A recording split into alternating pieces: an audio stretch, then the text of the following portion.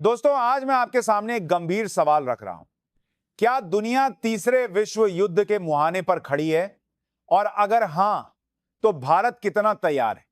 क्या world war 3 सच में शुरू हो सकता है? दोस्तों, जब भी वर्ल्ड वॉर 3 शब्द सुनते हैं तो दिमाग में तुरंत तबाही, परमाणु हमला और खंडारों की तस्वीरें उभर आती हैं। लेकिन इतिहास हमें बताता है, हर बड़ा युद्ध अचानक नहीं, बल्कि धीरे धीरे सुलगता है। आज दुनिया के कई हिस्सों में वही सुलगन साफ दिख रही है। रूस यूक्रेन युद्ध, ताइवान स्ट्रेट में तनाव, कोरियाई प्रायद्वीप की अनिश्चितता और दक्षिण एशिया में कश्मीर व लद्दाख। कुछ लोग इसे महज भू राजनीतिक तनाव कहेंगे, लेकिन अनुभवी विश्लेषक जानते हैं, इतिहास में विश्व युद्ध हमेशा लोकल कॉन्फ्लिक्ट से ही शुरू हुए हैं।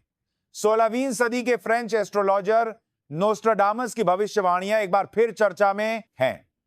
उनके अनुयायियों का दावा है कि फ्रेंच रिवॉल्यूशन, नेपोलियन का उदय, हिटलर और कोविड-19, ये सब भविष्यवाणी उनकी बुक में पहले से मौजूद थी और अब उनकी भविष्यवाणी 2023 के बाद ग्रेट वॉर चर्चा में है। क्या यह सच है या सिर्फ व्याख्या?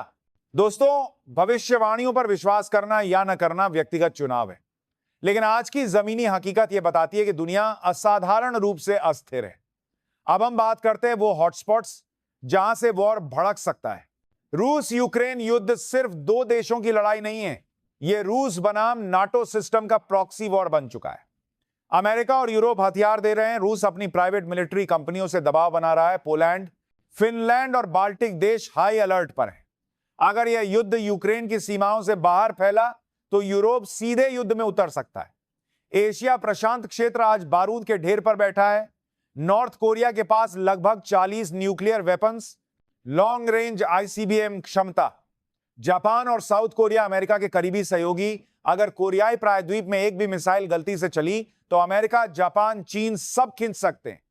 और ताइवान, वो तो चीन के लिए रेड लाइन है। दोस्तों, दक्षिण एशिया में सबसे खतरनाक फ्लैश पॉइंट है भारत। चीन और भारत पाकिस्तान सीमा। लद्दाख में पहले ही टकराव हो चुका है। कश्मीर हमेशा संवेदनशील रहा है। एक छोटी सी चूक और मामला फुल स्केल वॉर में बदल सकता है। और याद रखिए, यहां लड़ाई सिर्फ दो देशों तक सीमित नहीं रहती, बड़ी शक्तियां खींची आती हैं। दोस्तों, आप जानते हैं वर्ल्ड वॉर 3 में भारत के दोस्त और दुश्मन कौन? इतिहास गवाह है, युद्ध अकेले नहीं जीते जाते। 1971 में अगर रशिया भारत के साथ न होता तो अमेरिका की मदद से पाकिस्तान युद्ध का रुख बदल सकता था। आज भारत के भरोसेमंद मित्र हैं जापान, फ्रांस, इजराइल। ये देश हर मौसम में भारत के साथ खड़े रहे हैं। रूस और अमेरिका का रुख। रूस आज चीन पर आर्थिक रूप से निर्भर है। भारत चीन युद्ध में रूस की न्यूट्रलिटी संदिग्ध है। वहीं अमेरिका भारत पाक संघर्ष में दूरी बनाए रखेगा। लेकिन भारत चीन युद्ध में चीन की हार अमेरिका के हित में है। इसका मतलब डायरेक्ट नहीं, पर इनडायरेक्ट सपोर्ट संभव है। दोस्तों, युद्ध में सिर्फ बड़े देश मायने नहीं रखते, पड़ोसी सबसे ज्यादा निर्णायक होते हैं।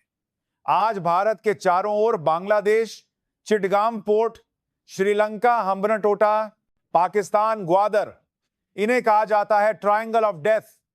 नेपाल, म्यांमार, मालदीव्स, कई देश आज चीन के डेट ट्रैप में फंसे हैं।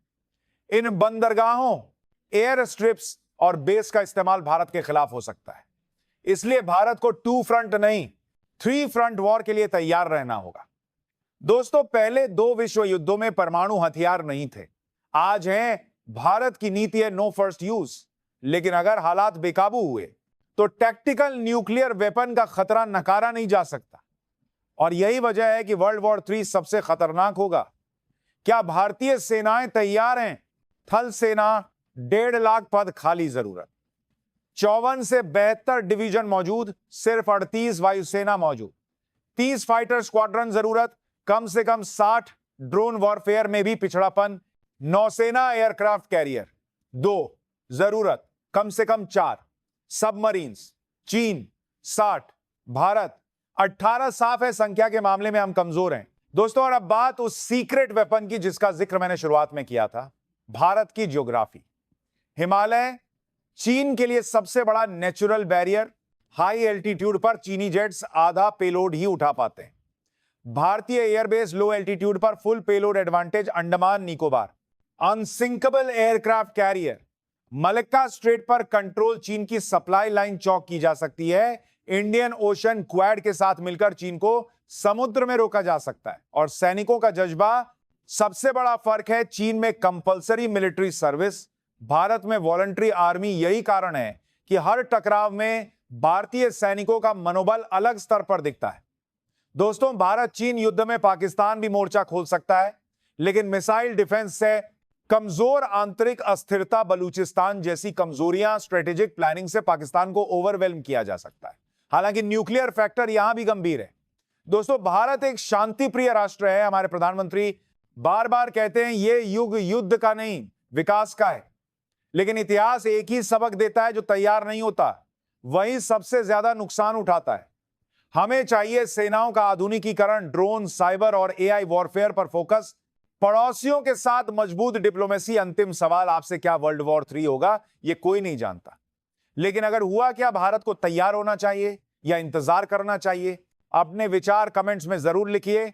वीडियो पसंद आया हो तो लाइक करें और चैनल को सब्सक्राइब करना ना भूलें। जय हिंद,